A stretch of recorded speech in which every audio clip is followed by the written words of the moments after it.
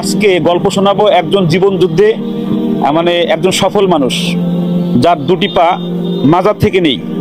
এরপরও সে ভিক্ষার হাত না পেতে সে নিজের যোগ্যতায় একটি অটোরিকশা চালিয়ে নিজের সন্তানদেরকে মানুষ করার চেষ্টা করে।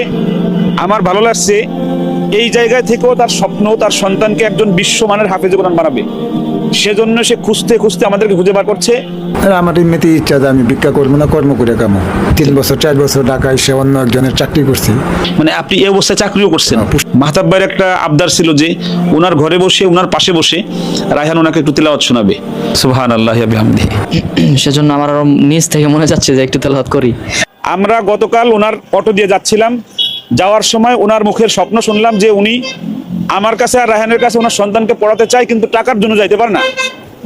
উনি এই অটো চালায় যে টাকা কামায় সে টাকায় ওনার সংসার চলে না। ওনার সন্তানটাকে আমরা মানুষ করে দিতে চাই। আর